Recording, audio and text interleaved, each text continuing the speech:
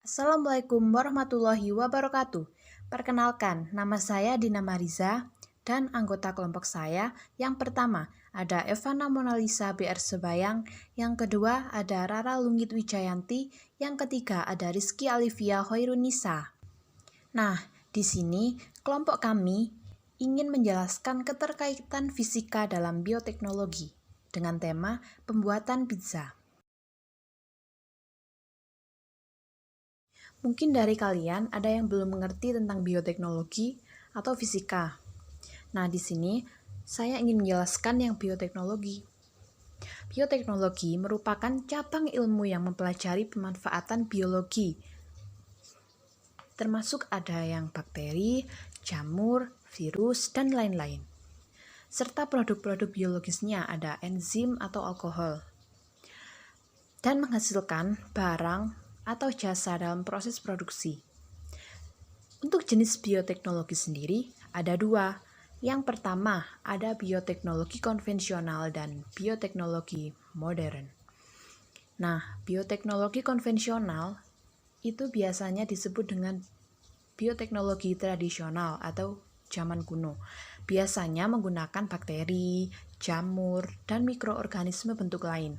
Sedangkan untuk bioteknologi modern biasanya menggunakan teknologi yang lebih maju yang bisa membuat kita untuk proses cloning dan kultur jaringan. Nah, untuk fisika sendiri berasal dari kata physics yang artinya alam. Oleh karena itu, fisika adalah ilmu yang mempelajari tentang alam dan fenomena alam, atau fenomena alam beserta segala interaksi yang terjadi di dalamnya. Untuk mempelajari fenomena alam, fisika menggunakan proses yang dimulai dengan observasi, pengukuran, analisis, dan penarikan kesimpulan.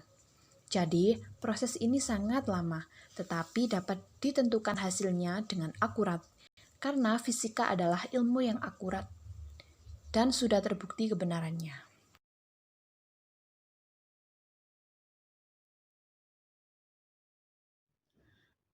Bahan-bahan untuk pembuatan pizza itu sendiri ada tepung terigu, air, ragi, dan gula. Yang dimana tepung terigu merupakan produk olahan dari terigu yang merupakan jenis bahan baku pembuatan roti yang paling ideal. Tepung terigu yang digunakan di sini untuk membuat roti harus tepung terigu yang memiliki kualitas yang baik, karena tepung terigu dapat menyerap banyak air sehingga dapat mencapai konsistensi adonan yang benar dan memiliki kekenyalan yang baik. Roti yang tipis itu lembut, besar, dan memiliki dan mengandung protein paling tinggi berkisar 8% sampai 14%. Di dalam tepung terigu terdapat senyawa yang disebut dengan gluten. Tepung terigu juga mengandung dua jenis protein yang berperan penting dalam pembuatan roti, yaitu protein gluten dengan fungsi penentu. Struktur produk yang dipanggang memberi kekuatan sendiri pada adonan untuk menahan gas yang dihasilkan oleh aktivitas ragi. Sedangkan gluten memiliki fungsi yaitu elastisitas dan kekuatan untuk menahan gluten. Kandungan gizi tepung terigu akan sangat baik setelah dicampur dengan air dan memiliki komposisi kerangka roti dengan kadar air 13%, kadar protein 12-13%, kadar hidrat 72-73%, dan kadar lemak 1,5%. Yang dapat membuat adonan sulit pecah dan berfermentasi saat digulung dan dipegang. Dan apabila kerangka gluten yang terbentuk tidak kuat, maka gas CO2 yang terperangkap dalam kerangka jaringan gluten tersebut akan keluar kembali dan mengakibatkan roti akan rata kembali setelah dipanggang di dalam oven.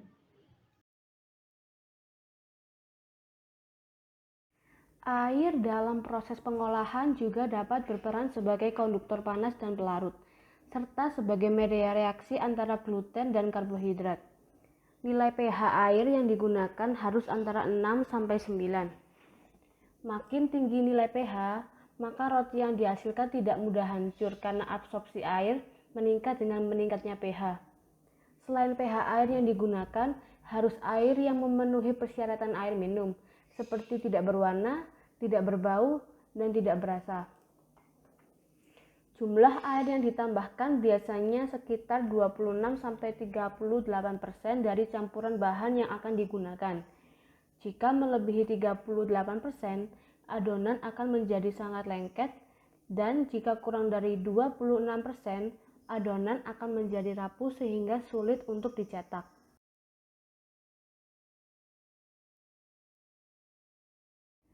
Ragi roti adalah bahan pengembang pada adonan, yaitu sebagai bahan tambahan pangan yang digunakan dalam pembuatan roti dan kue.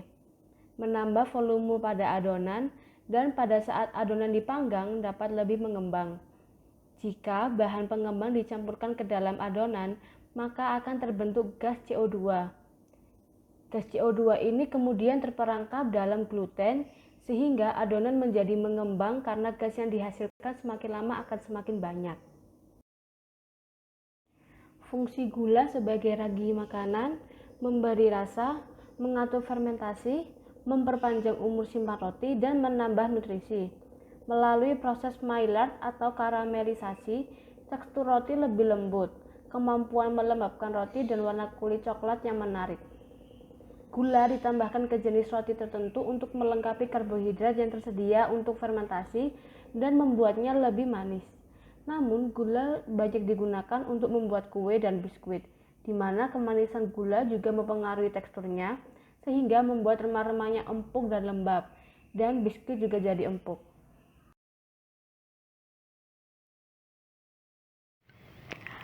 Dalam pembuatan pizza terjadi proses fisika dan juga dibantu dengan peran bioteknologi. Proses fisika terjadi pada pencampuran bahan-bahan dan pada proses menguleni. Dengan menguleni, maka protein akan membentuk ikatan silang yang lebih besar. Proses ini dapat dilakukan secara manual atau dengan bantuan mesin. Jika menggunakan bantuan mesin, maka akan menghemat waktu dan kesempatan crosslink menjadi lebih mudah.